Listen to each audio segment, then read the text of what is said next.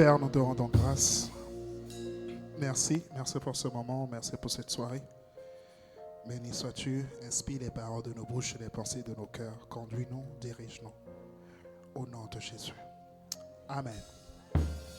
Bonsoir à tous, bienvenue. On peut acclamer le Seigneur une fois de plus. Prenons siège en sa présence.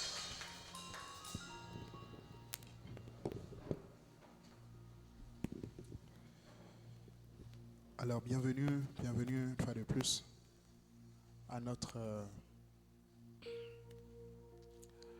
soirée de formation, de partage, d'échange. Amen. Qui était là mardi dernier? Ok. Je demande en fait pour savoir un peu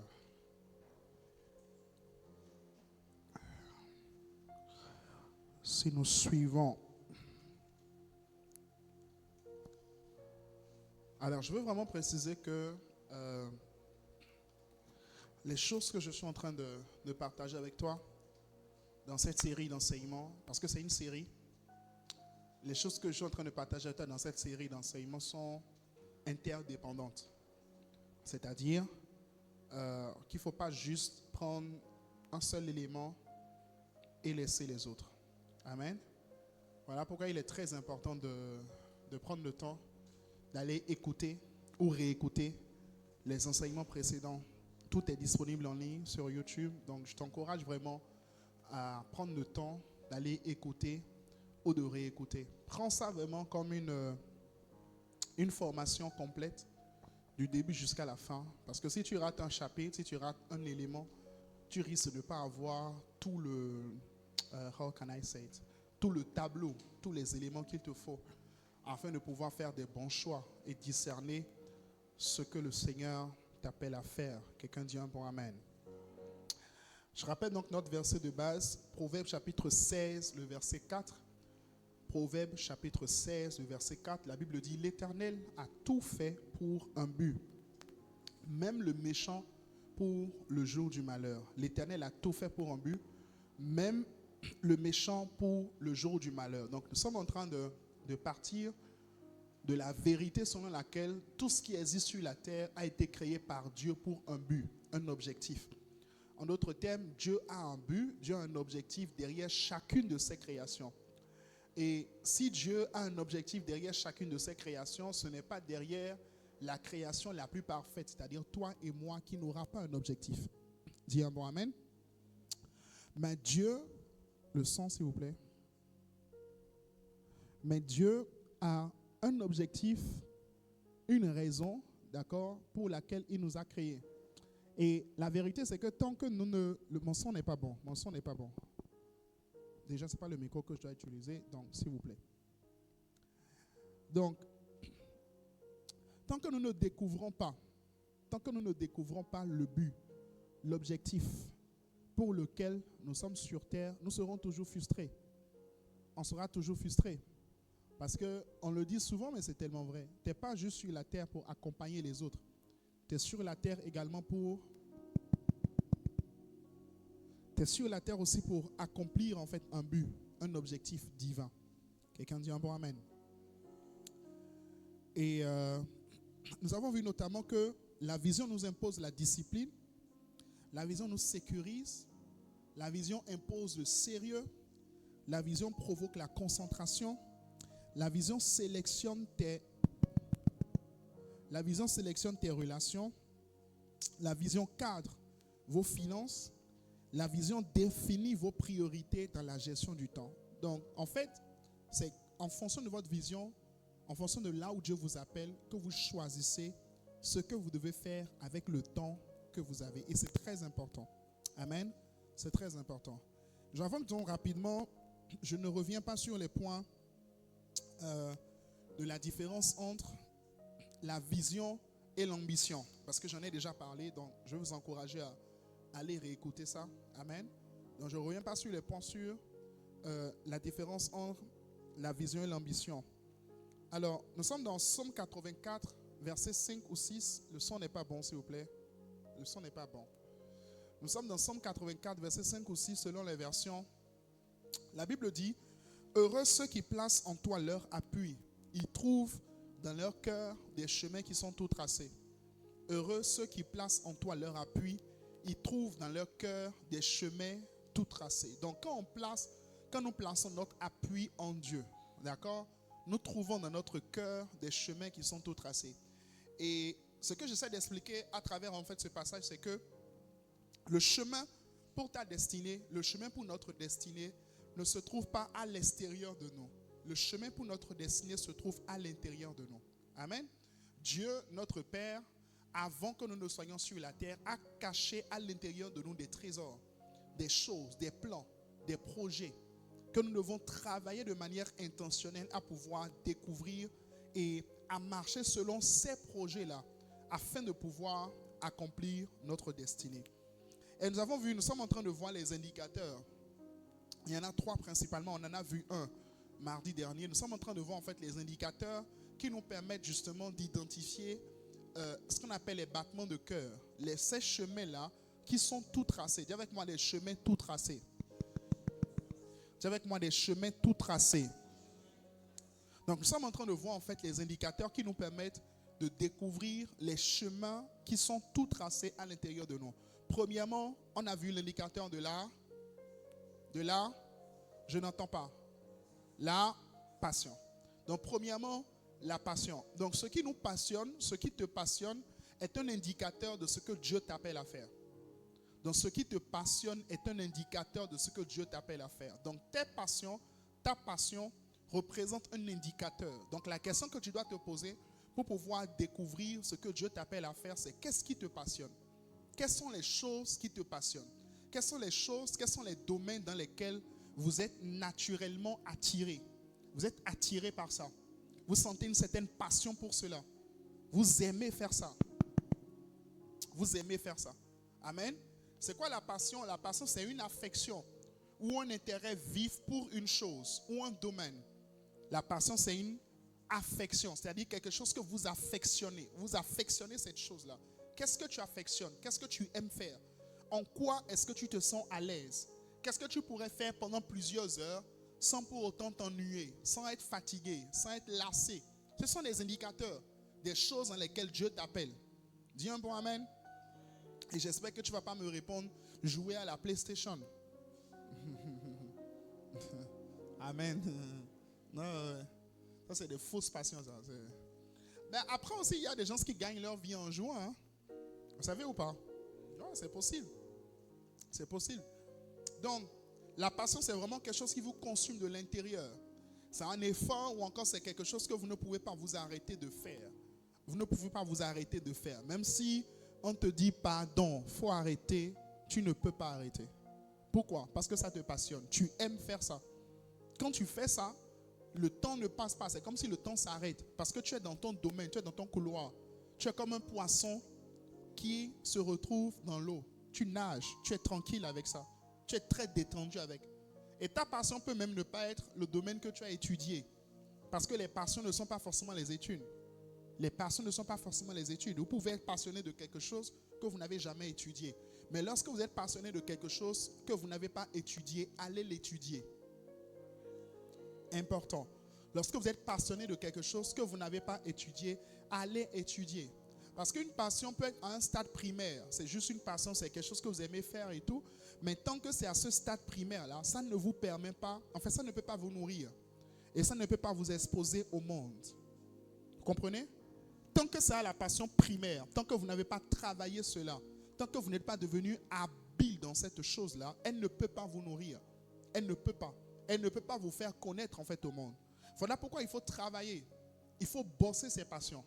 Il faut faire des formations, il faut faire des certifications. Il faut chercher des opportunités. Chercher même à aller à l'université. Repartir encore étudier. Repartir s'asseoir sur des bancs. Juste pour étudier le domaine de sa passion. Suivre les meilleurs de son domaine. Apprendre à se retrouver dans des environnements ou dans des milieux qui sont liés au domaine qui vous passionne. Apprenez à participer à des événements qui sont liés au domaine qui vous passionne. Parce que vous voyez, une passion se nourrit. Toute passion que tu ne nourris pas finira par mourir. Important. Toute toute passion que tu ne nourris pas finira par mourir. Toute passion que tu ne nourris pas finira par mourir. J'insiste dessus. Ce n'est pas forcément parce que tu découvres une passion que ça va rester pour toujours. L'une des raisons pour lesquelles, à partir d'un certain moment, beaucoup de personnes ne sont plus passionnées par certaines choses, c'est parce qu'elles ont arrêté de nourrir leur passion. Je prends par exemple quelqu'un qui est passionné de la photographie, par exemple. Si tu es passionné de la photographie, nourris-toi d'articles et d'éléments qui sont liés à la photographie. Si tu arrêtes de te nourrir de ça, si tu arrêtes de te plonger dans des univers comme ça, à partir d'un certain moment donné, tu vas perdre cette passion. C'est comme ça que les gens se perdent leur passion. Parce qu'ils ne prennent pas le temps de se nourrir, de s'entretenir par rapport à ça, de suivre des tutoriels, de suivre des formations, de connecter à des gens, de discuter autour de leur passion. On peut voir lorsque quelqu'un est vraiment passionné. Ça peut se sentir. Lorsque quelqu'un est véritablement passionné. Et j'insiste vraiment dessus, une passion se nourrit. Une passion se nourrit. Nourrissez vos passions. Nourrissez-les. Prenez le temps. Faites des formations. Suivez des gens. Écoutez des vidéos. Avalez des heures des vidéos. Plongez-vous dedans à fond. Et laissez justement ces passions-là s'intégrer à l'intérieur de vous. C'est très important. Quelqu'un dit un peu amen? Voilà. Aussi, osez prendre la parole. J'en ai parlé la dernière fois aussi. Osez prendre la parole. Osez prendre la parole. Osez prendre la parole. La Bible dit, on n'allume pas une lampe pour la mettre sous le boisseau, mais on la met sur la table afin qu'elle éclaire le maximum, afin qu'elle éclaire toute la maison. Beaucoup de personnes sont passionnées, sont excellents dans ce qu'ils font, mais ils ne se montrent jamais parce qu'ils sont piégés dans ce qu'on appelle une fausse humilité. Les gars, ils sont piégés en fait dans ce qu'on appelle une fausse humilité. Une fausse humilité. L'humilité de se cacher. L'humilité de dire non, j'ai pas envie qu'on me voie, j'ai pas envie qu'on me connaisse, j'ai pas envie, etc. J'ai peur de ceci. En fait, tu as peur de quoi?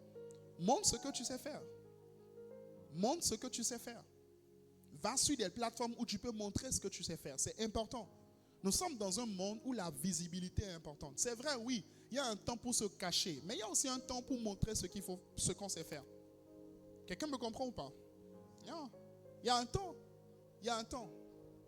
À un moment donné, il faut vraiment montrer ce qu'on sait faire. Il faut oser prendre la parole. Oser prendre la parole à des réunions. Oser prendre la parole à des endroits donnés afin de pouvoir montrer et parler de ce que vous avez fait. Quelqu'un dit un bon amen. Alors aujourd'hui, le deuxième indicateur que je veux voir avec vous, c'est l'indicateur de la colère. Dis avec moi la colère. Dis avec moi la colère. Aide-moi à demander à ton voisin, qu'est-ce qui te fait pleurer? Demande-lui, qu'est-ce qui te fait pleurer? Qu'est-ce qui te rend triste? Et qu'est-ce qui te met en colère? J'espère qu'il n'a pas dit son ex.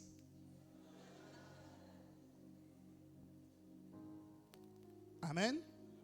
Qu'est-ce qui te fait pleurer? Qu'est-ce qui te rend triste? Et qu'est-ce qui te met en colère?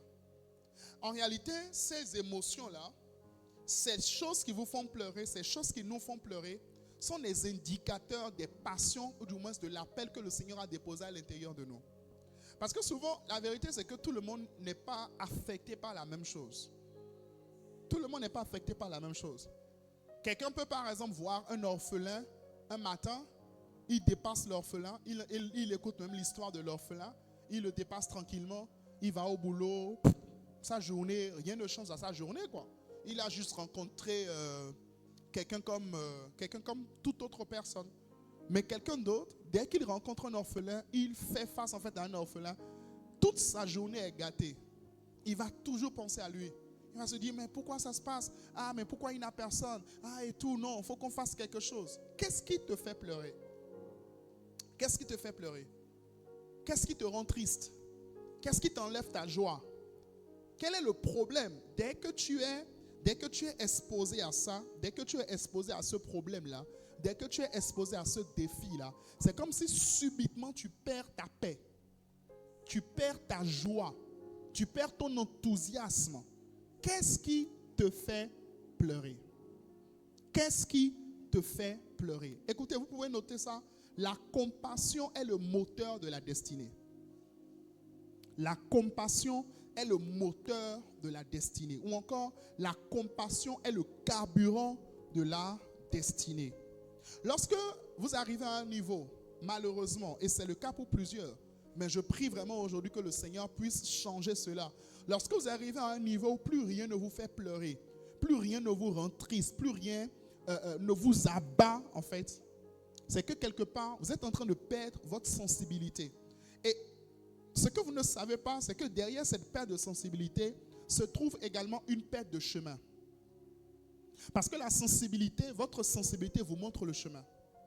Votre colère, ce qui vous met en colère, ce pourquoi vous avez compassion. Lorsque votre cœur manque de compassion, vous ne pouvez pas découvrir ce que Dieu a prévu pour vous. Et par conséquent, vous ne pouvez pas être une solution pour votre génération. Je répète, lorsque votre cœur manque de compassion, vous ne pouvez pas découvrir ce que Dieu a prévu pour vous. Et par conséquent, vous ne pouvez pas être une solution pour votre génération. Parce que quand on parle en fait de destinée, on parle de problème à résoudre. Et tu ne peux pas chercher un problème à résoudre si ce problème-là ne te touche pas. Si tu ne te sens pas concerné par ce problème. En d'autres termes, l'un des indicateurs de ce que tu es appelé à faire en fait, ce sont les problèmes que tu te sens concerné à résoudre. J'ai envie de résoudre ça, j'ai envie de régler ça, j'ai envie de régler ça. Voyons quelques cas. Le cas de Jésus, Matthieu chapitre 9, verset 36. Matthieu chapitre 9, verset 36. La Bible dit, voyant la foule, il fut ému de compassion pour elle. Lorsque Jésus a posé les regards sur la foule, les gens ont juste vu une foule. Mais dès que Jésus a posé les regards sur la foule, la Bible dit qu'il fut ému de compassion pour elle, parce qu'elle était languissante et abattue comme des brebis qui n'ont point de berger. Donc Jésus regarde la foule, et puis la foule, elle était là, elle était languissante, elle était abattue, comme des brebis qui n'ont point de berger. Vous voyez par exemple, il ne suffit pas d'avoir une église ou même d'avoir l'onction pour être pasteur. La vocation pour être pasteur doit venir de la compassion pour les brebis. Vous êtes avec moi? Est-ce que vous êtes avec moi? La vocation pour devenir pasteur doit venir de la compassion pour les brebis.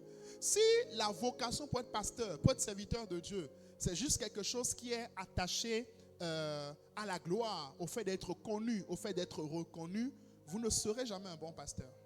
Vous ne serez jamais un bon homme de Dieu. C'est que vous n'avez même pas le ministère.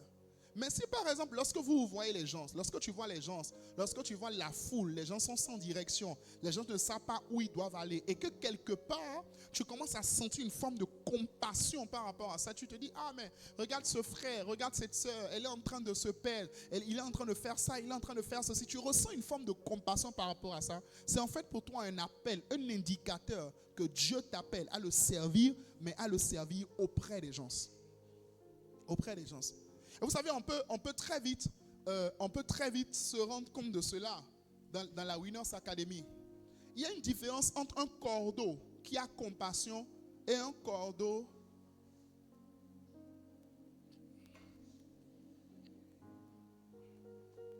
vrai ou faux? Hein? Il y a une différence entre un cordeau qui a compassion et un cordeau indifférent. Ou bien un berger indifférent.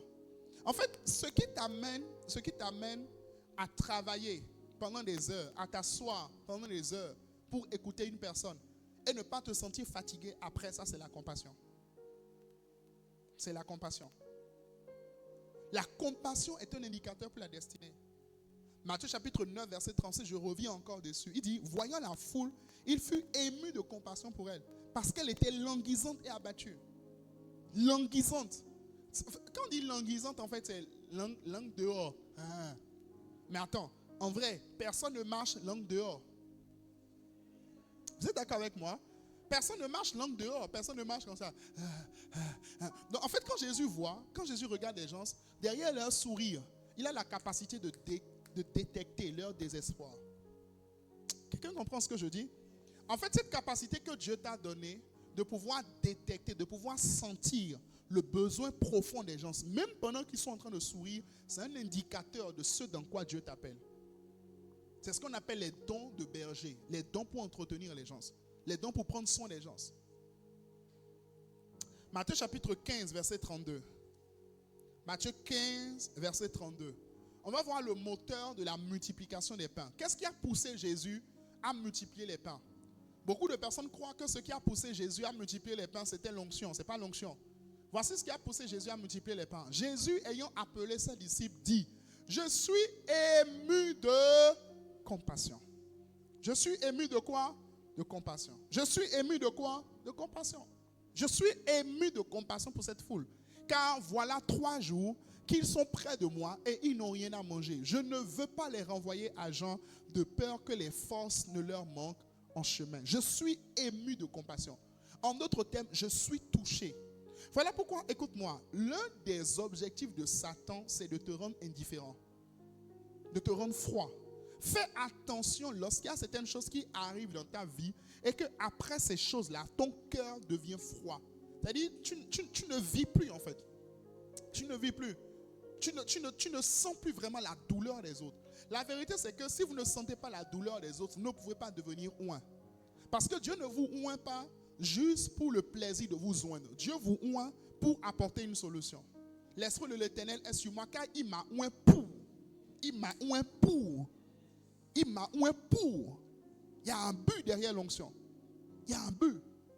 Par conséquent, si je n'ai pas le but, si je n'ai pas cette compassion-là qui me pousse, ce fardeau à l'intérieur, cette colère à l'intérieur, cette envie de changer quelque chose, cette envie d'apporter quelque chose à la vie des autres, l'onction ne vient pas.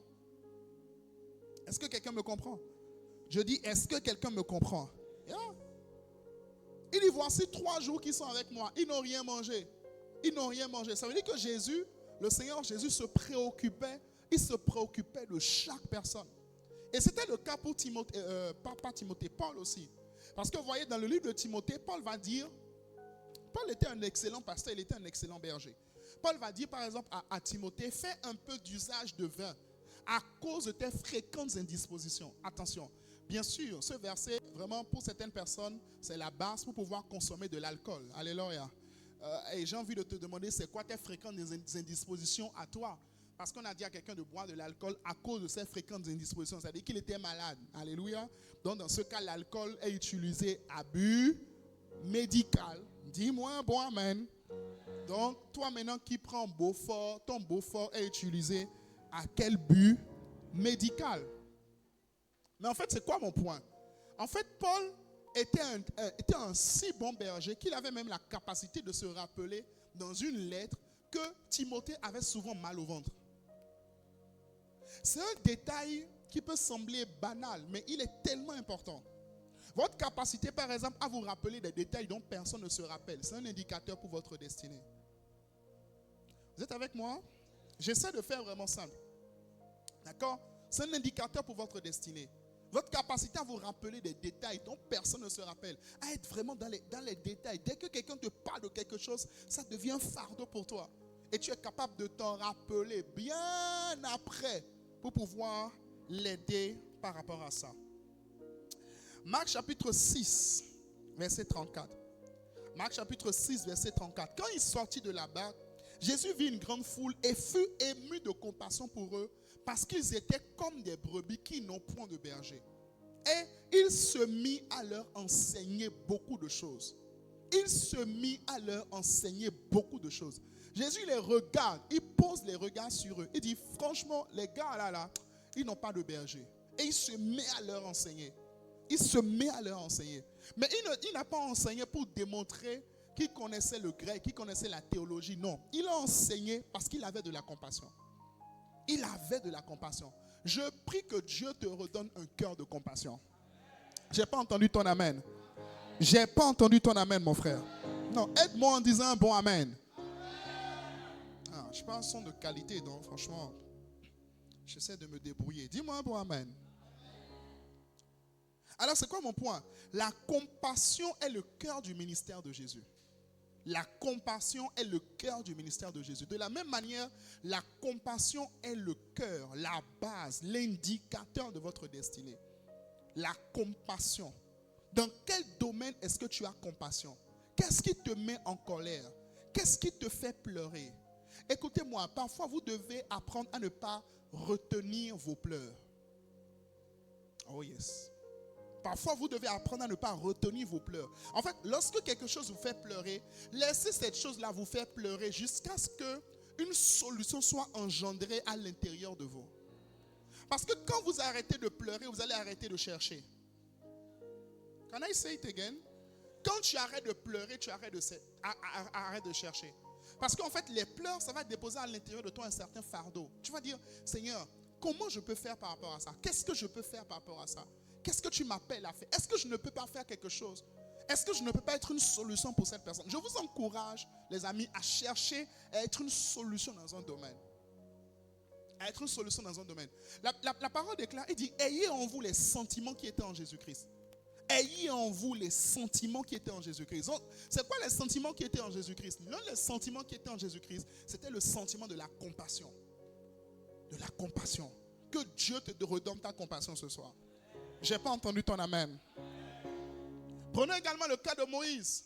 Moïse était dans la maison de Pharaon. Moïse grandissait dans la maison de Pharaon. Tout allait bien pour Moïse. Moïse avait une belle vie. Moïse était un prince. Il allait bien. La Bible dit qu'il était le fils de la fille de Pharaon. Il était appelé le fils de la fille de Pharaon. Donc Moïse ne manquait de rien. Mais quand Moïse allait chez les Israélites, il allait voir en fait les enfants d'Israël, quelque chose bougeait à l'intérieur de lui. Écoute-moi, ne tais pas ce qui bouge à l'intérieur de toi. Aïe, aïe, aïe. Je dis ne tais pas ce qui bouge à l'intérieur de toi. Je dis ne tais pas ce qui bouge à l'intérieur de toi. Écoute-moi, jusqu'à ce que ce qui bouge à l'intérieur de toi devienne une solution que tu as conçue et présentée au monde, ne le tais pas. Ne le tais pas. Ne le tais pas. Ne le laisse pas. Parce que c'est un indicateur. Quand Moïse allait voir les enfants d'Israël, là où ils étaient à Goshen et tout, avec l'esclavage, non, il y avait quelque chose qui bouillonnait à l'intérieur de lui. Il disait non, c'est injuste. Le peuple ne peut pas être comme ça. Ça, tu vois, ça c'est le cœur des libérateurs. Écoutez-moi, vous allez vous sentir concerné. J'insiste dessus, vous allez vous sentir concerné par ce qui concerne le peuple, la nation, les personnes que vous êtes appelés à libérer. Si vous ne vous sentez pas concerné, vous n'allez pas pouvoir les aider. Voilà pourquoi l'ennemi veut tout faire pour vous bloquer tout le temps dans l'indifférence. Pour vous bloquer, en fait, pour vous amener à regarder en fait juste à vous. Vous savez, c'est quoi comment je veux dire, le contraire de la compassion, c'est le fait de regarder à soi, à ses besoins, à ses difficultés, à juste penser en fait à soi. Mais la destinée n'est pas dans le fait de penser à soi. La destinée est dans le fait de penser aux autres. La destinée est dans le fait de penser aux autres. La destinée est dans le fait de penser à être une solution pour les autres. Mais si vous venez à un niveau où commencez à avoir des pensées un peu en mode non, maintenant focalise-toi sur toi-même, tu t'occupes trop des autres, tu penses trop aux autres. Il faut penser à soi. Je suis totalement d'accord. Ça ne veut pas dire qu'on s'abandonne. Mais si tu ne penses qu'à toi, tu vas tourner en rond. Tu vas tourner en rond. Si tu ne penses qu'à toi, tu ne pourras pas découvrir ta destinée. Tu dois penser aux autres. Parce que je rappelle encore une fois de plus, la destinée, c'est ce que Dieu t'appelle à faire pour les autres. Pour les autres. Moïse était bien.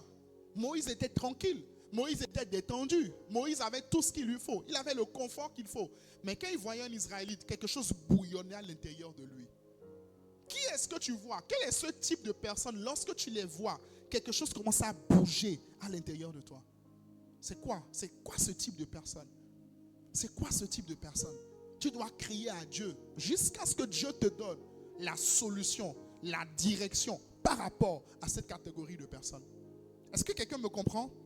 Est-ce que quelqu'un me comprend? Yeah.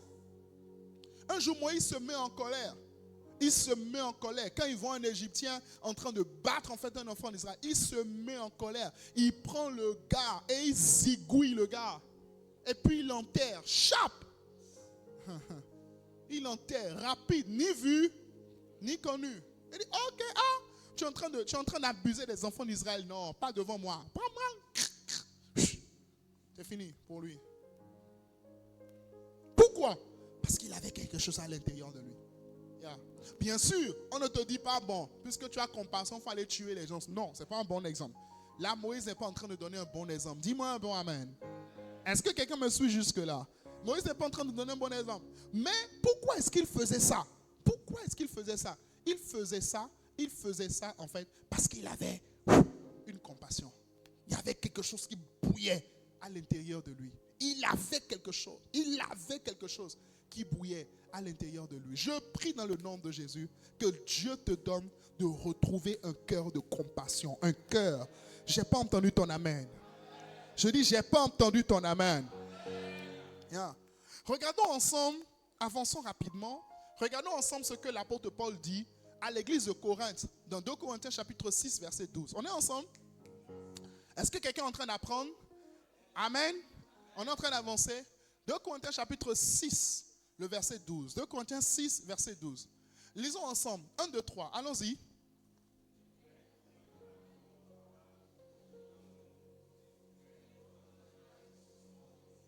Alors, pour bien comprendre ce que l'apôtre Paul, pour bien comprendre ce que Paul est en train de dire ici, on va remonter un tout petit peu. On va remonter un tout petit peu dans le passage. On va remonter 2 ou 3 versets avant. Donnez-nous 2 ou 3 versets avant. 2 Corinthiens chapitre 6, verset...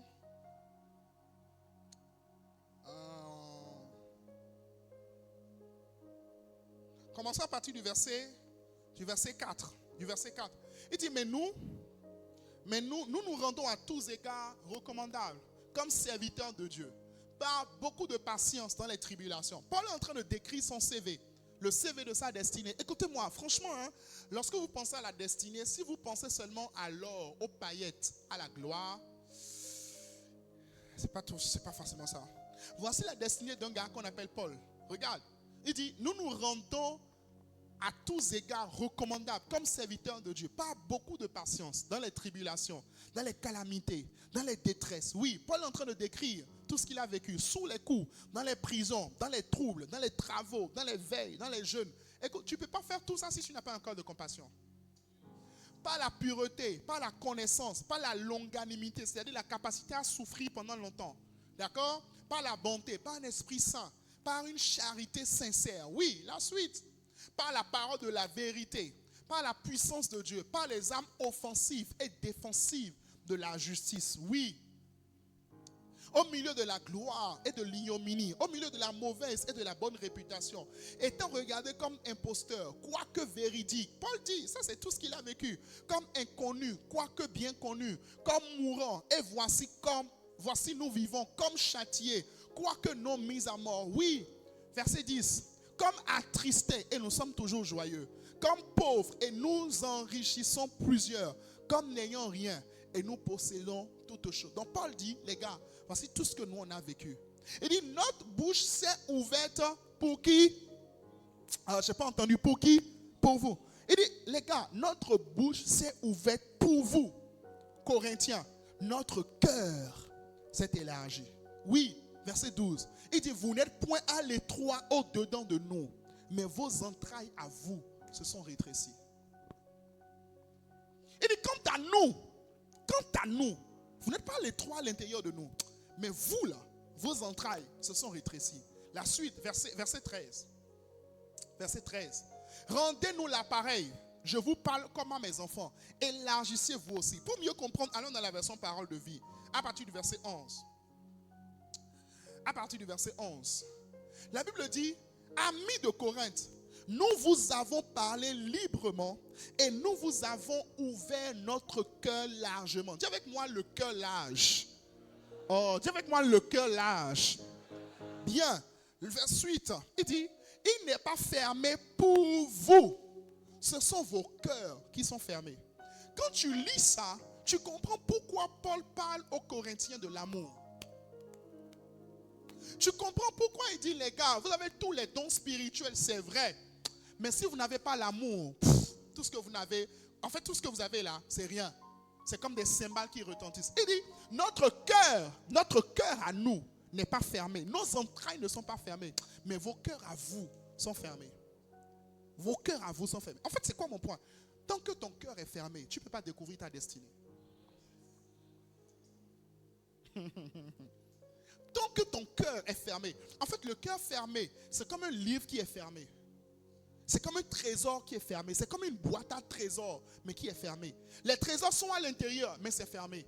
Les plans sont à l'intérieur, mais c'est fermé. La destinée à l'intérieur, mais c'est fermé. C'est fermé par quoi? C'est fermé par l'indifférence. Genre, tu es là, tu vis, mais tu ne te préoccupes plus de personne. Tu es juste là. Non, non, non. Il dit quoi? Vos cœurs sont fermés. Verset 13. Il dit, je vous parle comme un père à ses enfants. Faites comme nous. Ouvrez largement. Ouvrez votre cœur largement. Vous aussi. Que Dieu te donne d'ouvrir ton cœur largement. Oh, j'ai pas entendu ton amen. J'ai pas entendu. Je dis que Dieu nous donne d'ouvrir nos cœurs largement. Des cœurs qui sont larges. Des cœurs qui sont larges. Tu veux découvrir ta destinée. En fait, il y a 4 dimensions de l'amour. J'ai déjà enseigné ça ici dans une série d'enseignements. Il y a 4 dimensions de l'amour. Il y a la hauteur, la largeur, la longueur et la profondeur. Pour découvrir ta destinée, l'un des points que tu dois avoir, c'est l'amour large. Plus ton amour est large, plus tu peux être une solution pour le maximum de personnes. Plus ton amour est large. Parce que l'amour large, c'est cet amour qui t'amène à toucher non pas seulement les gens qui sont autour de toi, mais même des gens qui sont loin de toi. Imagine quelqu'un comme Bill Gates qui conçoit l'ordinateur. D'accord? Et imagine, il se dit, non, pas l'ordinateur, Microsoft. D'accord? Il se dit, c'est ça, hein, Microsoft? Il est bien fondateur de Microsoft, très bien. Et il se dit, en fait, je veux mettre Microsoft uniquement aux États-Unis. Comprenez ce que je dis ou pas? Je veux mettre Microsoft uniquement aux États-Unis. Ce soit uniquement les Américains qui utilisent Microsoft. Non, il n'a pas dit ça. Il dit, je vais le mettre dans le monde entier. Amour large. Amour large. Je veux être une solution pour plus de personnes. Amour large. Que Dieu te donne d'être une solution pour plus de personnes. Je dis que Dieu te donne d'être une solution pour plus de personnes. Écoutez-moi, à chaque fois que Dieu nous amène à une autre dimension, c'est parce que nous cherchons à être une solution pour plus de personnes. Nous avons compassion pour plus de personnes. On ne grandit pas juste par plaisir de grandir. On grandit parce qu'on cherche à être une solution pour plus de personnes. En fait, là où ton amour s'arrête, la découverte de ta destinée s'arrête. Vous êtes avec moi ou pas? Plus ton cœur est large, plus tu laisses Dieu mettre en toi ses sentiments, ce qu'il ressent lorsqu'il voit le monde. Un jour, pasteur Mohamed était devant la télé et il était en train de regarder un document, un reportage, voilà. Il était en train de regarder un reportage sur la Centrafrique. Il regardait un reportage sur la Centrafrique. Et puis il a vu un enfant orphelin de guerre. Parce que la Centrafrique, c'est l'un des pays qui a été le plus touché par la guerre. Il a vu un enfant qui était orphelin de guerre. Et puis, en fait, il ressentait une telle compassion. Il a ressenti une telle compassion pour cet enfant-là. Et cette compassion-là, petit 1, l'a amené à faire une croisade en Centrafrique. Une croisade. Et pasteur Samuel en a parlé juste brièvement pendant la CCR. À cette croisade-là, en fait, tellement le pays est en situation de guerre qu'il était impossible de faire acheminer du matériel par la route, du matériel sono par la route pour qu'ils puissent animer la croisade. Alors qu'est-ce qu'ils ont fait? Imagine une dimension où un pasteur, pas une organisation, un pasteur loue un avion cargo à plus de 1,5 milliard pour faire déplacer du matériel. Déplacer. Genre, tu loues un avion. Vous êtes avec moi? Mais vous ne voulez pas cette dimension. Genre, tu viens à un niveau de prospérité. Genre, Dieu te bénit. Dieu te donne des ressources à un niveau de prospérité où tu loues un avion. Ce n'est pas encore les frais de location du matériel. Non. Tu as loué l'avion. Et tu as mis haut-parleur dedans. Tu as chargé l'avion depuis Abidjan. Genre, tu loues un avion cargo à 100%. Genre, on enregistre qu'un avion a atterri à cause d'une croisade et a décollé à cause d'une croisade pour transporter du matériel dans un pays qui est en guerre. Faire une croisade, faire un orphelinat, père des orphelins. Faire tout ça. C'est parti de quoi? C'est parti d'un petit orphelin qu'il a vu à la télé. Qu'est-ce qui te rend triste? qu'est-ce qui touche ton cœur? Vous êtes avec moi? Qu'est-ce qui touche ton cœur? Qu'est-ce qui touche ton cœur? Et l'une des manières de préserver votre compassion, c'est d'éviter le jugement. Parce que le contraire de la compassion, c'est le jugement. Lorsque vous voyez en face de certaines personnes et que vous vous mettez à juger, voilà pourquoi la Bible dit ne jugez pas afin que vous ne soyez pas jugés. Si vous vous mettez à juger, vous bloquez votre cœur dans la compassion. Parce que juger, c'est quoi? C'est trouver des raisons valables pour justifier ce qui arrive à la personne. En fait, c'est ça à juger. Estimer que la personne, ce qui lui est en train d'arriver, ce qui est en train de lui arriver, en fait, c'est parce qu'elle n'a pas fait les bons choix, c'est parce qu'elle n'a pas été ceci, c'est parce qu'elle n'a pas été cela. En gros, c'est de sa faute. Mais le cœur de compassion dit, même si c'est de sa faute, comment je peux l'aider à ce qu'il puisse sortir de là? Et c'est comme ça que des solutions divines vont sortir.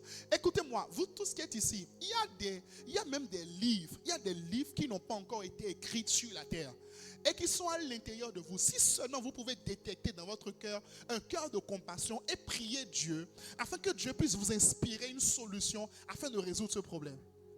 Oh yes. Vous n'avez pas idée. Je vous assure, vous n'avez pas idée. Vous n'avez pas idée. Demandons à Dieu, les amis, dans vos prières, dans nos prières, demandons à Dieu de nous donner un véritable cœur de compassion. Demandons à Dieu. C'est ce que l'Esprit m'a enseigné aujourd'hui quand je préparais ce moment. Il dit, vous n'avez pas idée de combien la compassion est le moteur qui doit vous conduire dans votre destinée. Vous cherchez des rêves, vous cherchez beaucoup de choses. Non, cherchez la compassion. Cherchez à avoir de la compassion. Jésus vit la foule et fut ému de compassion pour lui.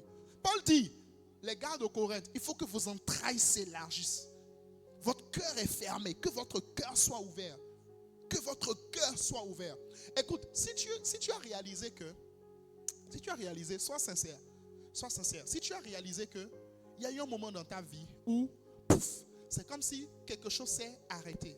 C'est comme si avant tu étais quelqu'un qui aimait beaucoup, qui donnait beaucoup, qui accompagnait beaucoup les autres. Et puis subitement, à cause d'une déception, à cause d'un coup que tu as vécu, à cause de quelqu'un qui t'a fait du mal, ou même à cause de quelqu'un qui t'a critiqué, ou à cause de quelqu'un qui a été ingrat envers toi, tu as senti ton cœur se bloquer, ton âme maintenant se barricader. En d'autres termes, ton âme se fermer. Prends le temps devant le Seigneur et dis, Seigneur, aide-moi à retrouver mon cœur de compassion. Aide-moi à retrouver mon cœur de compassion. Aide-moi à retrouver mon cœur de compassion. Dieu nous a fait la grâce de connecter à l'un des grands directeurs d'école du pays. Et pendant que je discutais avec lui récemment, en fait, je parlais avec lui. Il dit, vraiment, votre ministère et tout, ça ne doit pas être évident, c'est compliqué. Je dis, oui, mais vous aussi, vous exercez un ministère. Je dis, vous exercez un ministère. Parce que vous êtes dans l'enseignement, vous construisez des vies.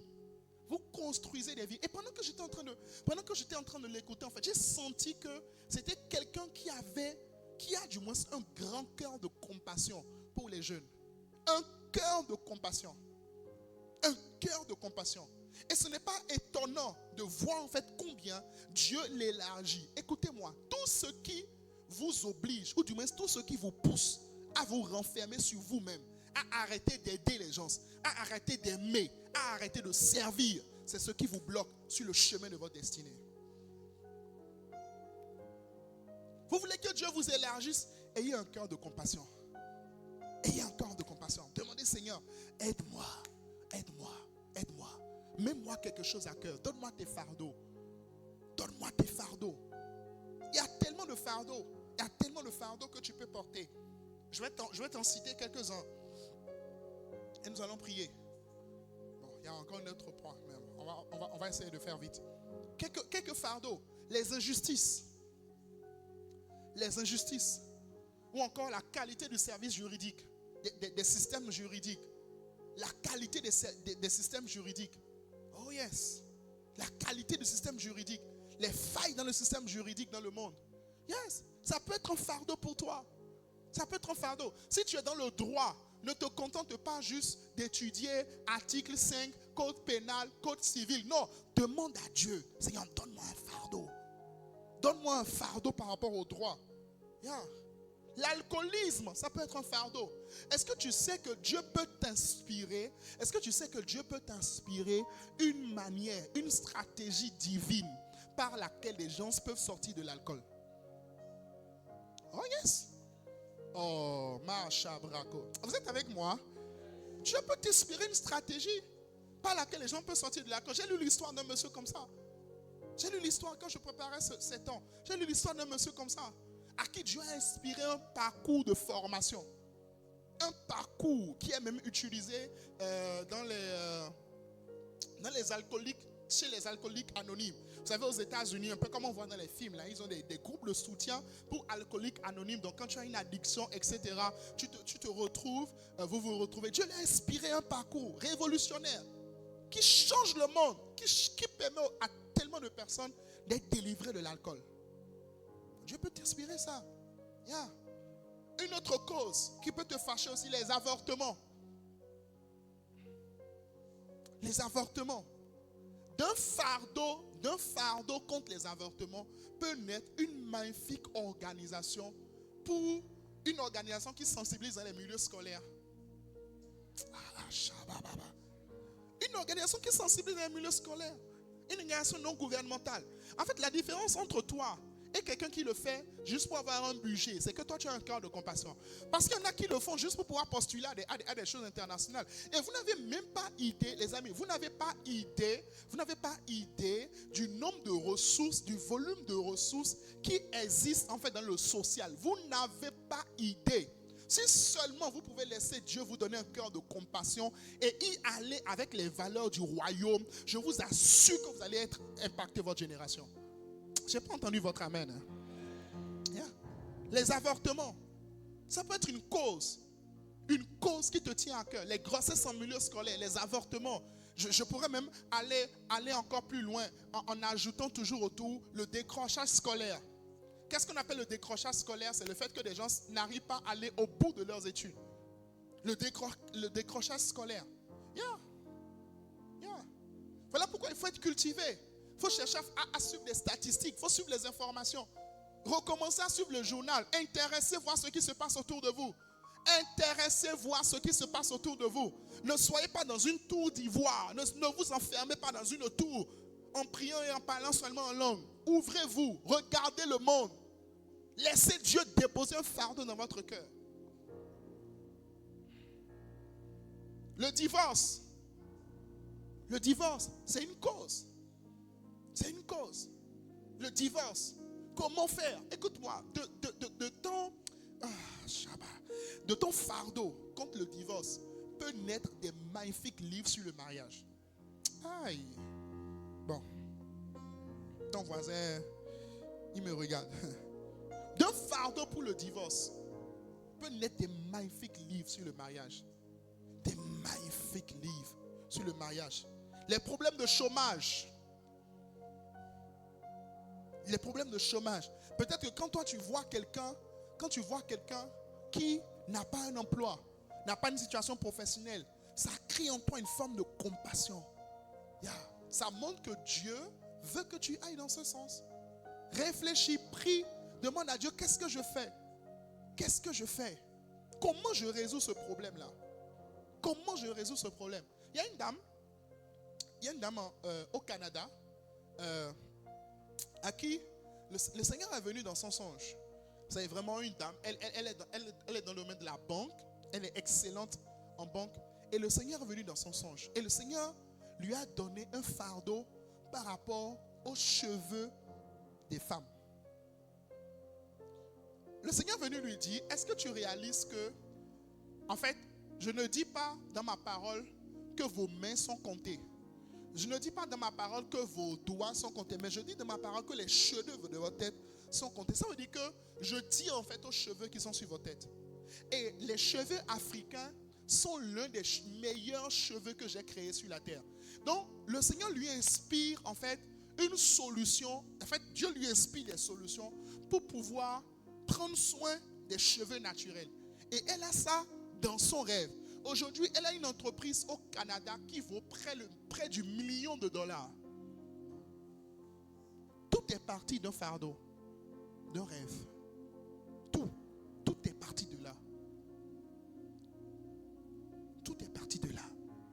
écoutez, vous tournez en rond parce que vous n'avez pas encore capté un fardeau. Vous tournez en rond parce que vous n'avez pas encore capté quelque chose. Vous tournez en rond parce que vous n'avez pas encore pleuré pour quelque chose.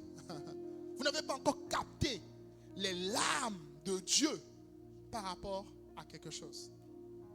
Vous pouvez avoir un fardeau contre les gens qui sont dépendants. Les dépendances, je parlais d'alcool, cigarettes, prostitution, des dépendances. Toutes ces dépendances-là. Vous pouvez avoir un fardeau pour les enfants qui sont en danger dans le monde. Les enfants en danger dans le monde.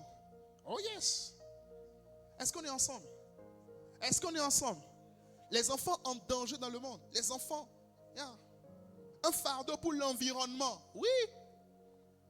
L'environnement. L'environnement. Dis avec moi l'environnement. Oh, mais dis avec moi l'environnement. Oh yes. Hein? On peut être chrétien, les amis, on peut être chrétien et avoir une organisation non gouvernementale qui s'occupe de la protection de l'environnement. Dis un bon amen. Parce qu'il faut aussi qu'il y ait quand même des chrétiens qui puissent aller dans ce domaine-là. Mine de rien, l'une des choses que vous ne savez pas, c'est que c'est des domaines où il y a des financements. Il y a d'énormes financements. Il y a d'énormes opportunités de financement. Mais vous ne savez pas. Parce que vous n'avez pas le fardeau. Vous n'avez pas le fardeau. Ah. Toi, tu penses que quand tu vois des arbres et tout, les problèmes des arbres, tout ça, c'est juste simple. Non, peut-être que pour toi c'est simple. Mais il y a peut-être quelqu'un ici ou quelqu'un qui entend le son de ma voix pour qui c'est pas simple. C'est pas simple.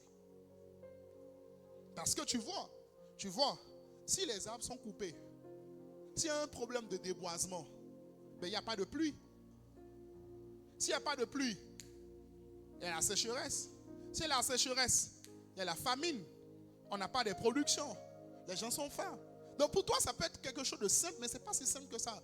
Écoutez, quand on parle de destinée là, ne pensez pas forcément à des choses qui sont extraordinaires. Chaque chose que Dieu vous met à cœur est extraordinaire. Ah, je n'ai pas entendu ton amen. Ah.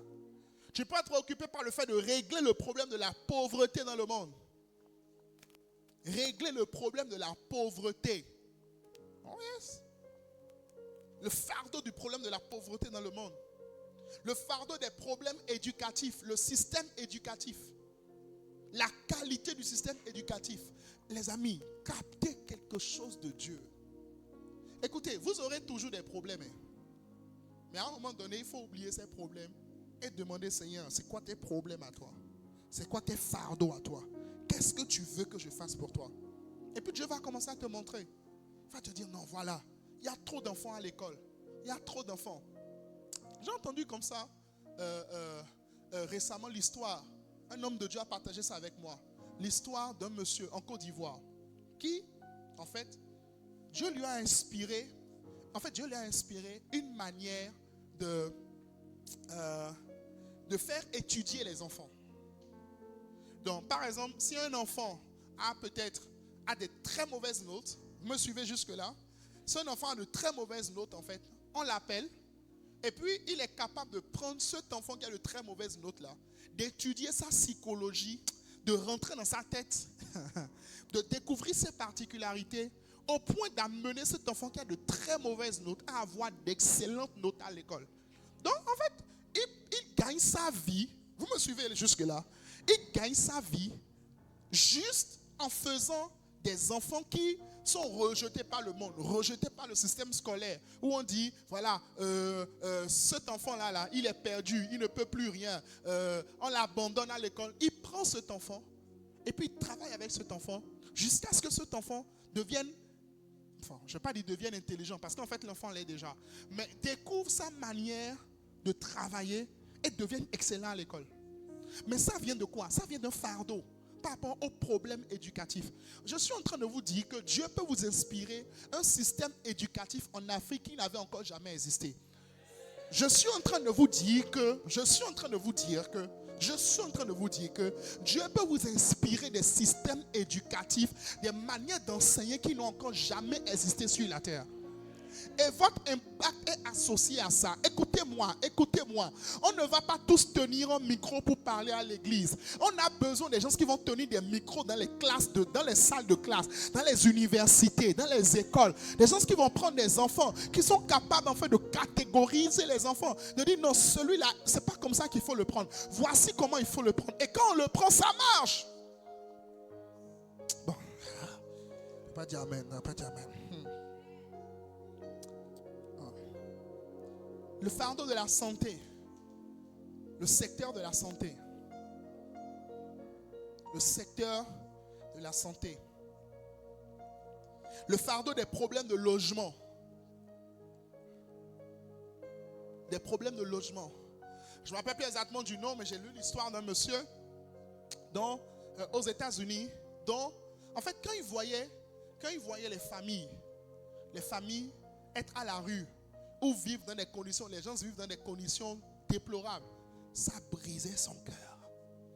Il était triste. Alors, il a commencé à penser, comment est-ce que je peux construire des maisons à petit budget pour pouvoir satisfaire ces familles-là? Un fardeau. Ce n'est pas d'abord une histoire de je veux gagner beaucoup d'argent. C'est d'abord une histoire de je veux régler un problème. Vous êtes avec moi ou pas? Je veux régler un problème. Je veux régler un problème. Yeah. Les conférences, TEDx et tout. Et aujourd'hui, le livre TED. Je ne sais pas si vous connaissez ça. Comment prendre la parole en public. Ça vient de quoi? Ça vient du fardeau en fait qu'un homme a identifié par rapport au fait que les gens n'arrivent pas à parler, à s'exprimer en public. Et de là, est né des conférences, est né des livres. Quel est ton fardeau? Et alors que je parle, je prie que l'Esprit mette le doigt sur tes fardeaux au nom de Jésus. Amen. Tu peux également avoir comme fardeau la sexualité, l'éducation sexuelle. Les amis, il y a tellement de domaines que nous avons laissés au monde. Et je vous encourage à y aller.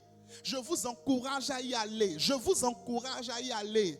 On a besoin d'éducateurs sexuels dans les lycées. On a besoin d'éducateurs sexuels dans les universités. On en a besoin. On en a besoin. On en a besoin. On en a besoin. Ne vous contentez pas juste de dire non, moi, je prie en langue beaucoup, j'attends que Jésus revienne. Ok, il n'y a pas de souci. On a besoin d'éducateurs sexuels. Vous savez, il y a l'évangélisation que nous faisons par le salut des âmes. Il y a l'évangélisation que nous faisons par l'influence. L'influence.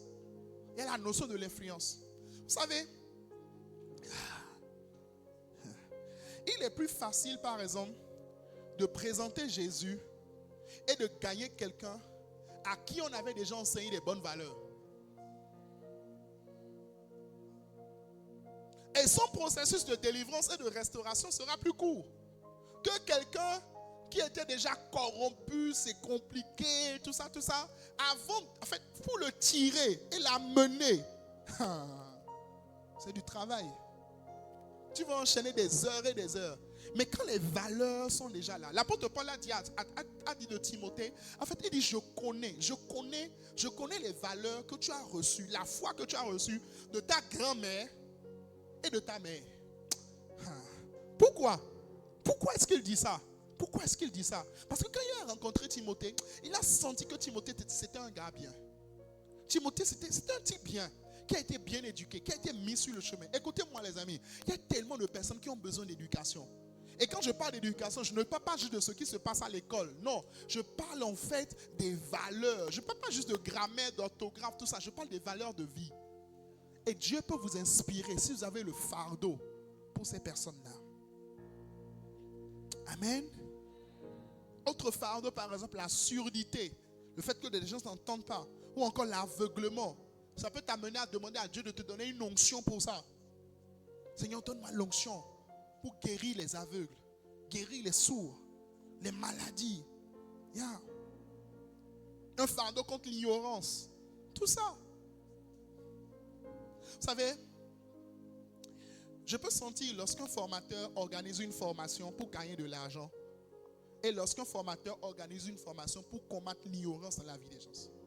Ce n'est pas la même chose. C'est pas la même chose. Pourquoi je parle beaucoup de l'argent? Parce que l'argent est un tueur de compassion. la recherche du gain financier, c'est un tueur de compassion. Lorsque vous commencez à courir derrière l'argent, vous ne courez plus véritablement pour la solution des gens. C'est ça d'ailleurs qui m'amène à 3 points rapides. On va prier. 3 points rapides pour maintenir ou encore pour activer votre compassion afin de découvrir votre destinée. 3 choses à faire pour maintenir votre niveau de compassion afin de pouvoir découvrir votre destinée. Premièrement, restez en contact des plus pauvres ou des plus faibles ou des plus petits. Restez en contact des pauvres, des plus faibles, des plus petits. L'Esprit du Seigneur est sur moi car il m'a oint pour annoncer une bonne nouvelle. À qui? À qui? À qui? Mais réponds non. À qui? Ce n'est pas une question piège. Réponds. Il m'a oint pour annoncer une bonne nouvelle aux pauvres. Aux pauvres. Ah. Écoutez, la plupart du temps, lorsque Dieu vous conduit dans votre destinée, il vous conduit vers des personnes à qui vous allez faire des choses, mais qui n'ont pas le moyen de vous payer. C'est ce qu'on appelle des pauvres.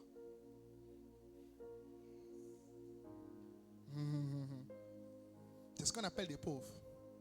Eux n'ont pas le moyen de vous payer. Si vous recherchez uniquement des gens qui peuvent vous payer, vous n'entrerez jamais dans votre destinée. Parce que des gens qui peuvent vous payer ne suscitent pas la compassion chez vous. Ils suscitent plutôt un gain d'intérêt.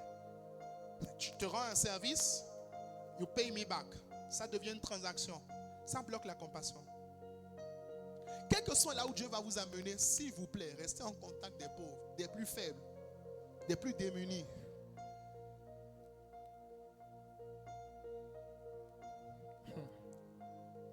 Deuxième point, développer une grande capacité d'écoute. Développer une grande capacité d'écoute. Développer une grande capacité d'écoute. Il y a des fardeaux que vous n'aurez pas tant que vous ne savez pas écouter.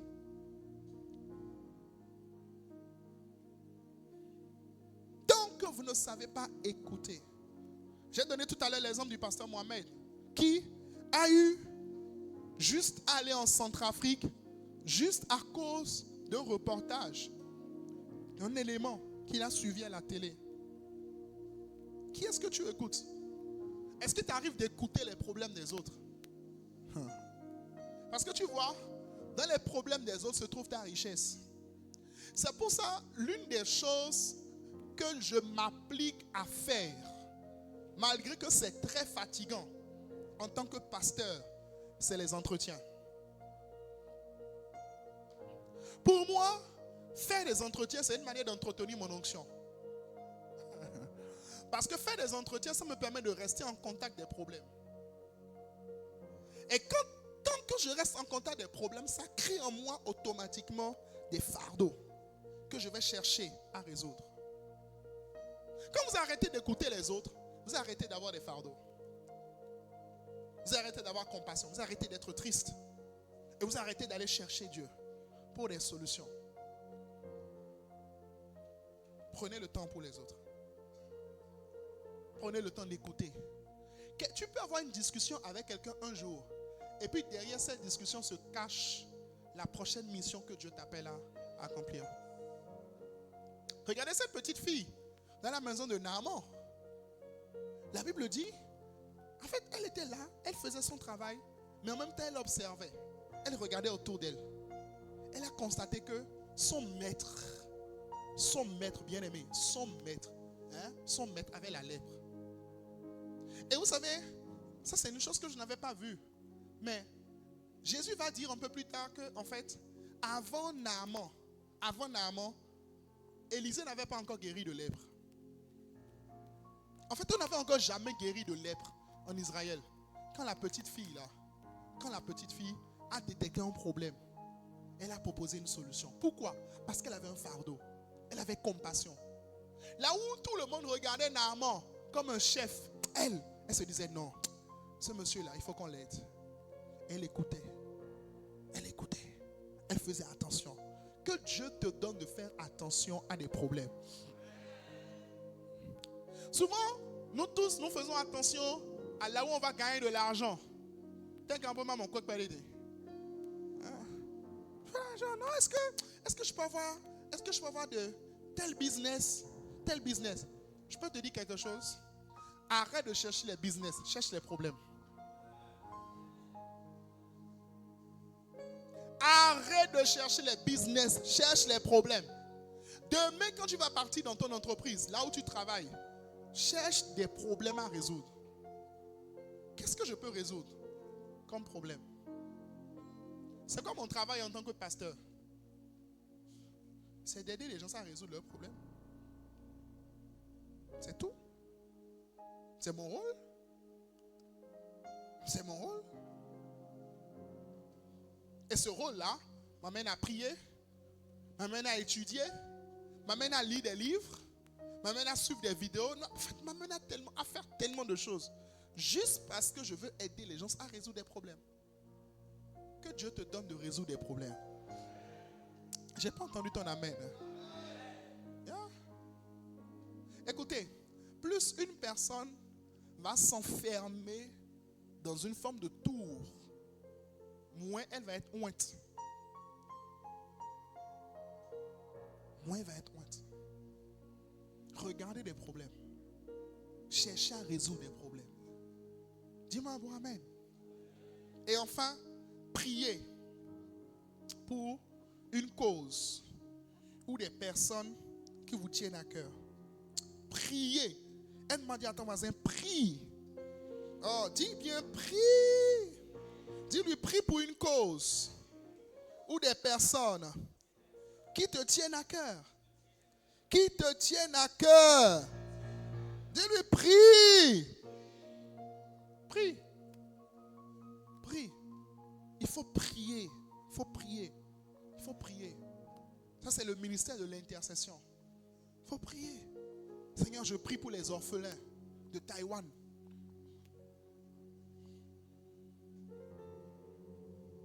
Oh.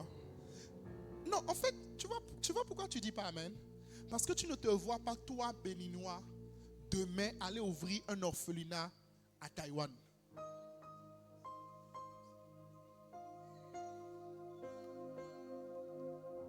Tu ne te vois pas. Et c'est là où les catholiques nous ont devancés. C'est là où nos frères catholiques nous ont devancés. C'est là. Parce qu'il est là. Mais il pense, je ne sais pas moi, il pense à Boukoumbe. Il est à Cotonou, hein. Mais il pense quelque part, il se dit, et les pauvres qui sont, ils ont même des organisations, des confréries qui s'occupent exclusivement des pauvres. Et plus ils s'occupent des pauvres, plus ils grandissent. Vous ne réalisez pas ça? Pendant ce temps, l'église cherche qui? Les riches. Pendant ce temps, nous cherchons qui? Les dîmeurs.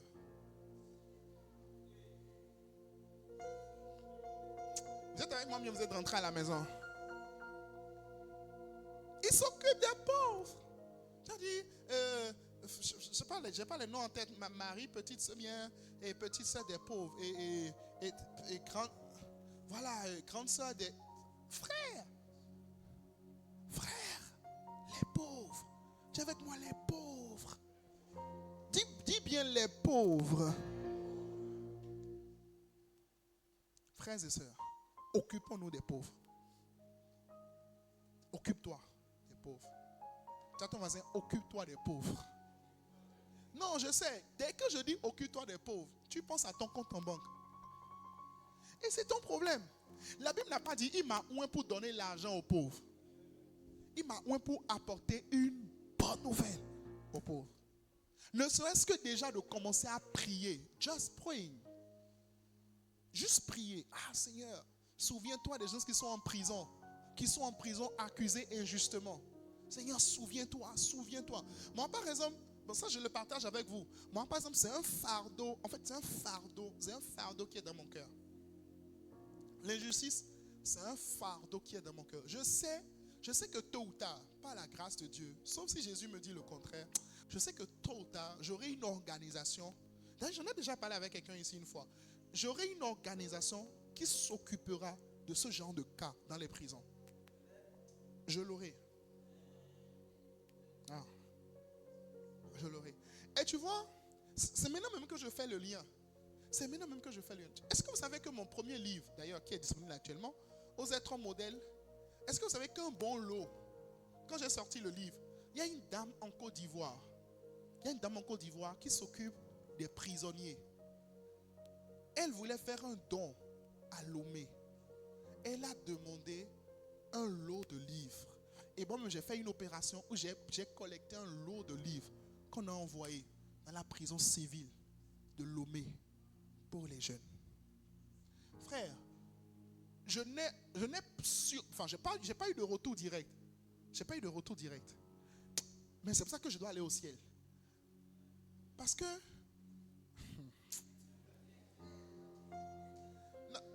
non, en fait, je veux aller au ciel. L'une des raisons pour lesquelles je veux aller au ciel, en fait, c'est pour voir les choses que je ne vois pas sur la terre. Quelqu'un comprend ce que je dis? En fait, c'est pour voir les choses que je ne vois pas actuellement sur la terre. Parce qu'actuellement sur la terre, il y a un niveau d'impact que Dieu nous donne. En fait, tu ne peux pas le réaliser sur la terre. Tu ne peux pas rencontrer toutes les personnes. En fait, lorsque tu mets une solution, lorsque tu laisses Dieu te déposer un fardeau dans le cœur, en fait, tu ne peux pas rencontrer toutes les personnes qui ont été bénies par ce fardeau-là. Donc, du coup, il faut que tu ailles au ciel pour que Jésus te montre et te dise, regarde, ici à Palimé, quelque part, là. C'est grâce à toi, en fait, que ce jeune-là, quand il est sorti, c'est ton livre, il a lu. Et puis, sa vie a changé. Oh, tu vois, ton voisin n'a pas dit Amen. Vous êtes avec moi? Moi, quand je parle de destinée, c'est à ça que je pense. Quand je parle de destinée, je parle pas de voiture, je ne parle pas de matériel. Non, je parle d'impact. D'un impact générationnel. Mais ça vient de quoi? D'un fardeau. D'une compassion.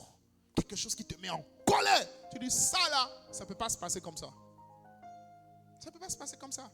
C'est de ça qu'est né. Vous savez, il y a une organisation, j'ai oublié son nom, aux États-Unis, qui s'occupe des personnes qui sont condamnées à mort, mais injustement. Une organisation qui s'occupe des personnes qui sont condamnées à mort injustement et qui travaille, quelqu'un peut me chercher le nom peut-être sur internet, et qui travaille à les sortir de prison. Est-ce que c'est pas beau quelque chose comme ça? Vous n'avez pas envie de faire des choses comme ça? Vous n'avez pas envie, en fait, vous n'avez pas envie de venir à un niveau où, grâce à ce que Dieu a déposé dans votre cœur, un père de famille retrouve sa famille. Une mère de famille retrouve sa famille. Quelqu'un qui est accusé injustement est sorti de prison. C'est possible, les amis. C'est possible. C'est ça la destinée. Si Dieu t'a déposé cela à cœur, commence déjà par prier par rapport à ça. Commence par prier.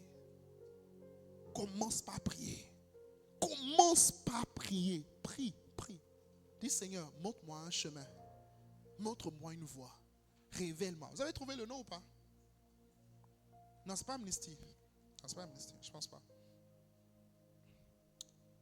C'est pas Amnesty. Bon, je n'ai pas de connexion, je crois. Assis un peu comme. Quelqu'un a trouvé? Innocence Project. Projet Innocence, voilà. Projet Innocence, c'est ça. Projet Innocence. Est-ce que c'est pas beau, ce genre de projet? Oh. Est-ce que c'est pas beau? Mais les amis, c'est ça aussi la destinée. La destinée, c'est pas juste prêcher. S'il vous plaît, écoutez-moi ce soir. La destinée, c'est pas juste prêcher. Non. La destinée, c'est pas juste prêcher. La destinée, c'est aussi être enceinte d'un fardeau et chercher à faire quelque chose par rapport à ça. J'atterris avec ça.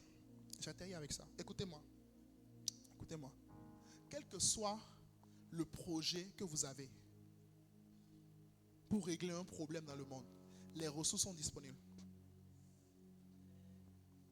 Les ressources sont disponibles.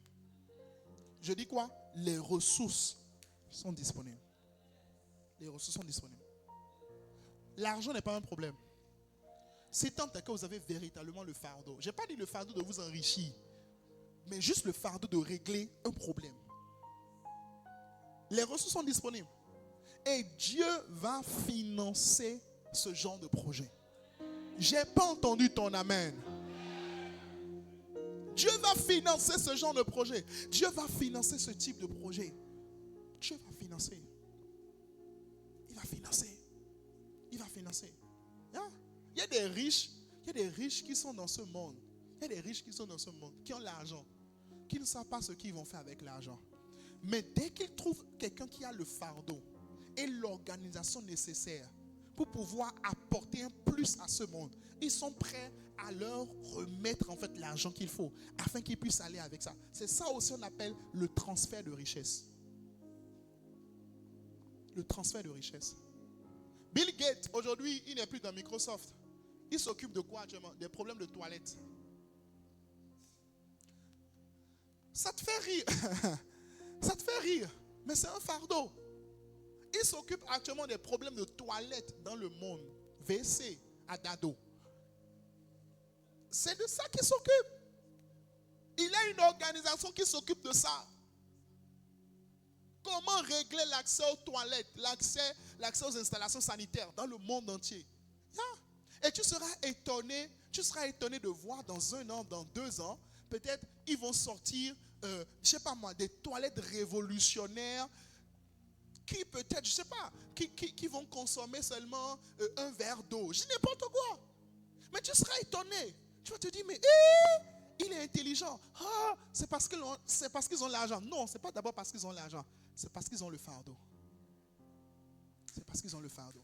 Et ils se sont dit, on va créer quelque chose pour aider les gens. Que Dieu te donne un fardeau. Alors ton amen, mes petits. Je dis que Dieu te donne un fardeau. Un fardeau. Un fardeau. Un fardeau. Que Dieu te donne un fardeau. L'avion avec les frères Bright, c'est ça?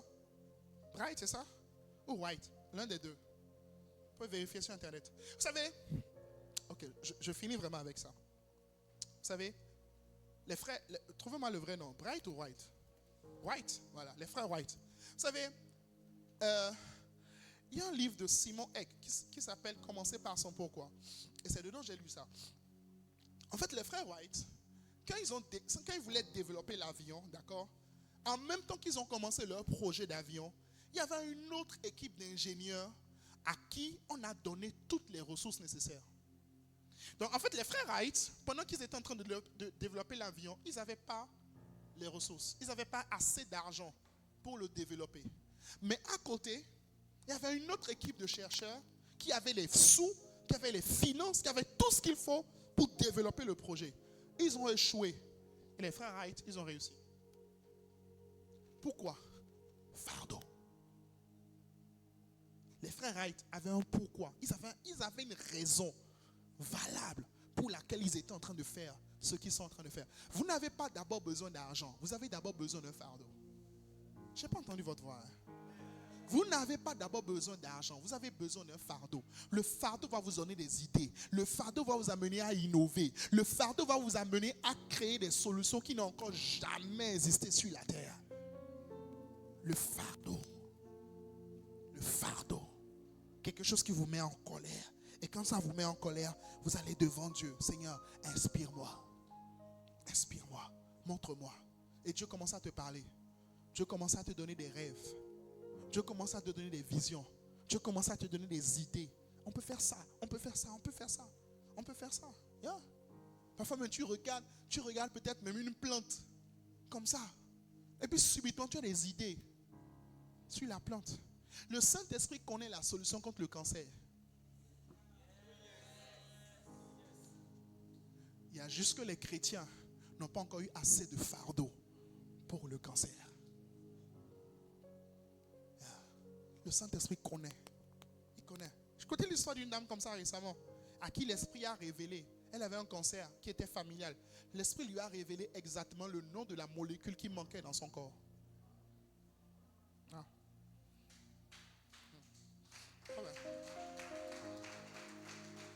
L'esprit lui a révélé le nom de la molécule qui manquait dans son corps. Elle est allée chercher, elle a fait des recherches dessus, elle s'est rendue compte que c'est vraiment une molécule qui existe. Elle a pris, son cancer est parti. Seigneur, inspire-moi quelque chose. Quand j'entends que les femmes sont mortes de cancer de sein, Seigneur, montre-moi comment on peut faire. C'est quoi la solution? Et tu vas prier. Toi, tout ce qui t'intéresse, c'est Seigneur, montre-moi l'homme que je dois marier. Seigneur, montre-moi la femme que je dois marier. Est-ce que quelqu'un me comprend? Yeah. Seigneur, la Somalie est en train de mourir. Seigneur, la Somalie. Seigneur, montre-moi un modèle de développement. Montre-moi quelque chose. Et quand tu dis ça, tu commences à prendre les livres d'économie. Et puis tu commences à étudier la microéconomie, la macroéconomie, l'économie des États, la Banque mondiale, le système de financement. Et puis subitement, pendant que tu es en train d'étudier, l'esprit commence à ouvrir tes yeux. Tu commences à penser à des solutions. Écoutez-moi, qui est plus macroéconomique que Joseph? Montrez-moi le financier de la terre qui est plus intelligent et plus excellent que Joseph. Montrez-moi. Joseph qui aide, premièrement, la première puissance de ce temps-là à pouvoir organiser son économie et à survivre en temps de crise. Petit 1, petit 2, à faire de cette puissance-là une puissance économique. Parce que lorsque vous lisez correctement le livre de Genèse, généralement, on s'arrête juste à la partie où les frères de Joseph sont venus, Joseph leur a dit, il les a pardonnés. Et non, c'est pas fini là. C'est pas fini là. Vous allez voir qu'après, Joseph en fait a expliqué à Pharaon, il a donné une stratégie à Pharaon qui a permis à Pharaon de posséder toutes les terres du pays. Sagesse. Joseph n'avait pas le Saint-Esprit en lui. Toi et moi, Makata, Mando, Zibra, Kata, nous avons le Saint-Esprit en nous. Le problème, c'est que nous le limitons. Nous le limitons à Seigneur, c'est quoi mon mari? Nous le limitons à Seigneur, c'est quoi ma femme? Nous le limitons à Seigneur, détruis mes ennemis. Est-ce que quelqu'un peut commencer vraiment à porter le fardeau du Bénin? À porter le fardeau du Bénin. Dis Seigneur, le Bénin, Seigneur, le Bénin. Parce que ne pensez pas que le cœur de Dieu se réjouit lorsqu'il voit Kikak Pérou sans eau. Lorsqu'il voit Bokumbe, Bembereke, ce genre de zone-là sans... Non! Le cœur de Dieu ne se réjouit pas. Dieu est intéressé par les nations. Dieu désire les nations. Et Dieu est prêt à déposer dans le cœur des hommes et des femmes. Des hommes et des femmes. Il y a des solutions. Des solutions. Seigneur, construis des maisons, ça coûte cher. Seigneur, comment on fait? Montre-moi avec quel matériau, quelle est la stratégie, quelle est l'approche. Seigneur, Shabababababa. Shala, tu pries en langue, frère. Tu pries en langue. En étudiant, tu pries en langue. Jésus va te montrer. Jésus va te montrer. Seigneur, je regarde les gens, quelqu'un qui travaille pendant 20 ans, 25 ans, mais ce qu'il gagne ne lui permet même pas de se construire une maison. Seigneur, comment on peut construire des maisons simplement? Je suis en train de vous parler de ces choses pour que votre univers de possibilités s'élargisse. Votre univers de possibilités doit s'élargir. Votre univers de possibilités. Ne pensez plus seulement mariage. Ne pensez plus seulement je vais être pasteur. Ne pensez plus seulement à ça. Pensez urbanisme. Pensez développement économique. Portez le fardeau de la santé. Portez le fardeau du secteur des technologies. Seigneur, inspire-nous des technologies. Inspire-nous quelque chose. On est en train de parler d'intelligence artificielle. Saint-Esprit, tu es l'intelligence suprême. Enseigne-moi. Enseigne-moi. Montre-moi quelque chose. Donne-moi quelque chose. Parle-moi. Parle-moi. Et tu as associé à la prière les études. Tu as associé à la prière le travail. Quelque chose de grand peut sortir de toi. Je suis en train de parler à des futurs riches. Parce que tu vois, lorsque tu développes des solutions pour ta génération, frère, lorsque tu développes des solutions, il n'y a pas de raison que la richesse ne vienne pas à toi. Pensez plus loin. Pensez plus loin que la revente. Pensez plus loin que le fait d'acheter et de vendre. La plupart d'entre nous, c'est à ça nous limitons. On achète et on vend. Ça ne suffit pas. Créez de la valeur. Créez de la valeur. Cherchez à créer de la valeur. Cherchez à être un créateur de valeur. Ce sont les créateurs de valeur qui deviennent les créateurs de richesse. Mais pour créer de la valeur, vous devez identifier un problème, avoir un fardeau, avoir une compassion, aller chercher Dieu, aller travailler, aller étudier, aller passer des nuits blanches, aller suivre des revues peut-être même qui datent de 50 ans, 100 ans même peut-être. Aller chercher, fouiller dans les documents, chercher jusqu'à ce que l'esprit vous parle. Cherchez jusqu'à ce que vous ayez une illumination. Vous dites, ah, tiens, j'ai tenu quelque chose. Et je commence à marcher. Je commence à agir. Est-ce qu'on peut se tenir sur nos pieds?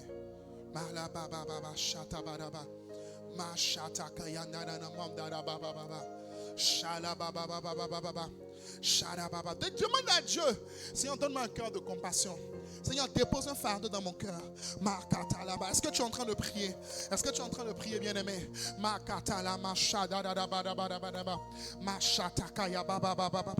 Élève la voix, élève la voix, élève la voix, élève la voix.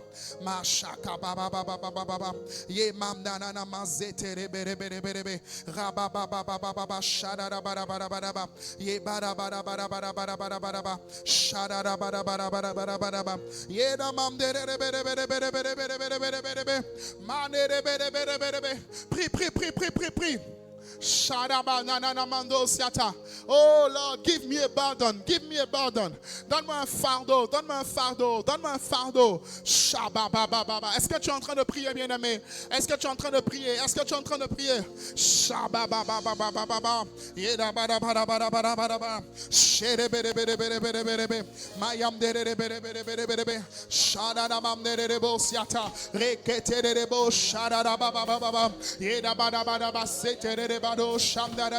Oh, Maré, Rata, les membres de Bade, Shadadabando, Siandanama, Remando, Sebrekete, Bayamdada, Shadadabadabadabadaba, les mandos, Setere, Bashamdadaba, Rekata. Seigneur, déchire le voile de l'indifférence. Déchire le voile de l'indifférence. Oh, bien-aimé, ce message ce soir est tellement important. Cette parole ce soir, elle est tellement importante. Demande à Dieu de te faire grâce. Que tu sortes de l'indifférence. Est-ce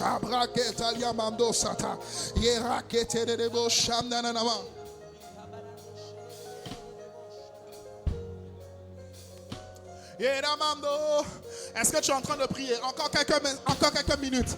Encore quelques minutes. Encore quelques minutes. Encore quelques minutes. Encore quelques minutes. Encore quelques minutes. Encore quelques minutes. Encore quelques minutes. Encore quelques minutes. Oh Père, donne-moi un cœur de compassion. Donne-moi un cœur de compassion. Shabraketa yabra. Mazanda la mando zebraketa yababa baba. Yedaba shamdananama. Ah Père, je t'en supplie, je t'en supplie, je t'en supplie. Restaure la compassion dans nos cœurs. Restaure la compassion dans nos cœurs. Restaure la compassion dans nos cœurs. Père, amène-nous à chercher à être une solution. Amène-nous à chercher des solutions. À des solutions dans un domaine. À des solutions dans un aspect. Père, nous te supplions. Père, nous te supplions. Père, nous te supplions. Père, nous te supplions. Père, nous te supplions. Mare rako shala mane la mando zibrade le makate le manzitali mando shata le mama mama mama mama mama mama mama mama mama le mamdana macherebre. Oh Père, shada baba baba baba baba. Oh yes.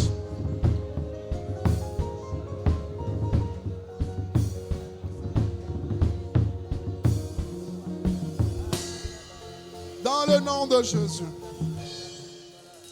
Alléluia. Écoutez-moi les amis. Vous savez, Dieu est tellement préoccupé par le sort des nations qu'il est capable de donner des fardeaux, même à des gens qui ne sont pas chrétiens. Il est capable de leur inspirer des solutions qui vont changer leur monde pendant que les chrétiens sont en train de s'amuser. Je vous assure. Pendant que les chrétiens s'amusent, pendant qu'on est focalisé sur nous, on est juste entre nous. Il s'agit juste de nous. On est juste concerné par nous. Il ne s'agit que de ta vie. Il y a plus loin. y a plus haut. Les nations t'attendent. Les peuples t'attendent. Les extrémités de la terre t'attendent. Les extrémités de la terre t'attendent. On va prier le Seigneur. Tu vas demander à Dieu. Seigneur, donne-moi de voir plus loin. Donne-moi de voir au-delà de mes problèmes. Au-delà de mes défis. Au-delà de... Je ne sais pas moi. Parfois il y a des choses... Pardon, mais... En fait, quand tu emmènes ça dans le référentiel divin, ça ne vaut pas grand-chose. Ça ne vaut pas grand-chose. Ça ne vaut pas grand-chose. À côté des projets de Dieu pour les nations. Ça ne vaut pas grand-chose. Ça ne vaut pas grand-chose. Ça ne vaut pas grand-chose. Seigneur, pourquoi je n'ai pas ça? Ah, je suis fâché. Tu dis, miséricorde, tu n'as rien compris. Tu ne connais pas mon cœur. Tu ne connais pas mes fardeaux. Tu ne sais pas ce que moi je veux. Ce que moi je désire. Alors demande à Dieu. Seigneur, élargis mon cœur. Comme Paul a dit à l'église de Corinthe, que leurs entrailles soient quoi? Élargies. Élargies. Que mes entrailles soient élargies. Que mes entrailles soient élargies. Que mes entrailles soient élargies. Que mes entrailles soient élargies. Est-ce que quelqu'un peut prier le Seigneur ce soir? Oh, est-ce que tu peux prier avec passion? Makata la mandozia braketa liabade rebosha. Le rakanda na mama mama mama mama. Et la bakos yana na mashara baba baba. Le brakota la bade rebosa na maya. Oh!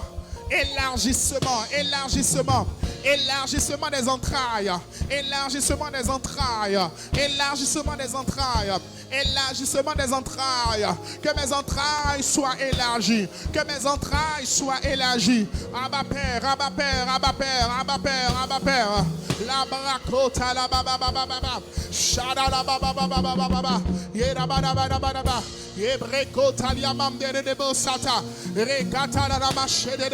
Seigneur, télécharge dans mon cœur, télécharge dans mon cœur, télécharge dans mon cœur un fardeau pour une nation, un fardeau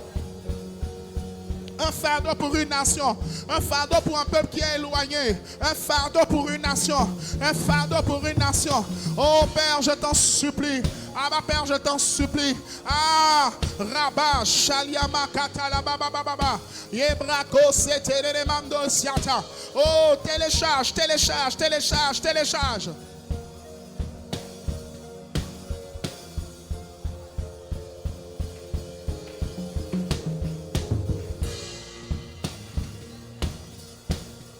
Télécharge.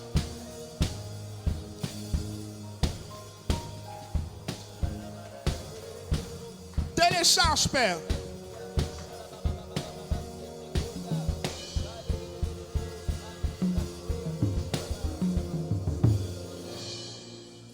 Dans le nom de Jésus. Écoute-moi.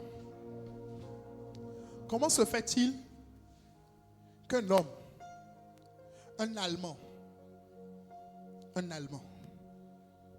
quitte son pays, l'Allemagne, et vient faire des croisades d'évangélisation dans toute l'Afrique? Reinhard Bonnke, à qui Dieu donne une vision. The blood of Jesus, watch Africa. Le sang de Jésus lave l'Afrique. Et il réunit des foules du Nigeria, en Afrique du Sud, au Congo, partout, en Afrique, partout. Vision, fardeau, colère. Colère de voir des gens mourir, de voir des gens être sous la tyrannie de Satan. I pray for you. Reçois un fardeau aujourd'hui. Ah, j'ai pas entendu ton amen. Amen. Et je déclare, ce fardeau ne te quittera pas. Amen. Ah, je dis, ce fardeau ne te quittera pas. Amen. Ce fardeau ne te quittera pas, ne te quittera pas, ne te quittera pas. Amen. Ne te quittera pas. Que le Seigneur te donne un fardeau. Que Dieu télécharge l'un des fardeaux qu'il a dans ton cœur. Que Dieu te donne l'un de ces fardeaux. et que tu commences à le porter. Au nom de Jésus. Amen. Amen. Amen. Acclamons Jésus très fort.